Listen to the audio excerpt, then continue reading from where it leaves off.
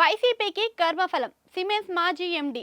ఏపీలో వైసీపీ చిత్తుగా ఓడిపోయింది. 90,000, 80,000, 70,000 ఓట్ల తేడాతో వైసీపీ నాయకులు మట్టి కరిచారు.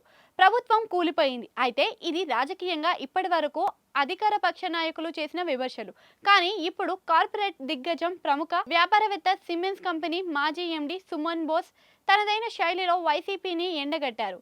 కర్మఫలం అనుభవిస్తున్నారు అంటూ ఆయన వ్యాఖ్యానించారు. తాజాగా ఆయన ట్విట్టర్లో ఓ పోస్టు చేశారు.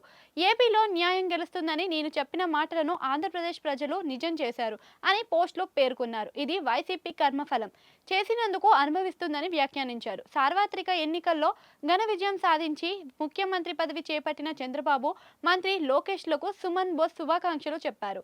రాష్ట్రం అభివృద్ధికి ముందుకు వెళ్లాలని తాను మనసారా కోరుకుంటున్నట్టు తెలిపారు. అయితే ఆయన వైసీపీపై ఇలా కర్మఫలం చెడు చేసినందుకు అనుభవించడం అనే అర్థం అని కామెంట్ చేయడం ఆసక్తిగా మారింది. ఏంటి కారణం? గత చంద్రబాబు హయాంలో స్కిల్ డెవలప్మెంట్ను తీసుకువచ్చిన విషయం తెలిసిందే. దీనికి సిమెన్స్ కంపెనీ అప్పట్లో చంద్రబాబు సర్కారు వినియోగించుకుంది. అప్పట్లో ఐటీ మంత్రిగా ఉన్న నారా లోకేష్ ఈ కంపెనీతో కలిసి పనులు చేయించారు.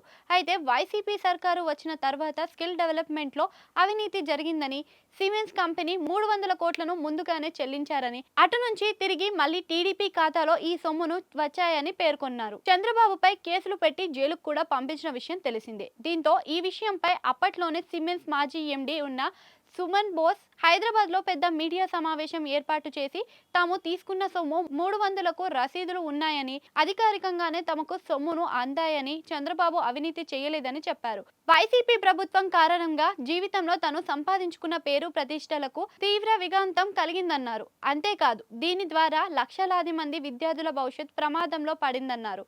సంబంధిత పత్రాలను కూడా చూపించారు ప్రయత్నం చేశారు. 70 కోట్ల వరకు పత్రాలు చూపించారు. అయితే దీనిని అప్పట్లో వైసీపీ తప్పుపట్టి సుమన్ బోస్ కూడా అవినీతి పరుడే అంటూ అప్పటి మంత్రులు వ్యాఖ్యానించారు. దీంతో అప్పట్లో సైలెంట్ గా అయిన బోస్ తాజాగా రియాక్ట్ అయ్యారు. తమను అనవసరంగా నిందించి అబాసు పాలు చేసిన వైసీపీ కర్మఫలం అనుభవిస్తుందని ఆయన వ్యాఖ్యానించారు.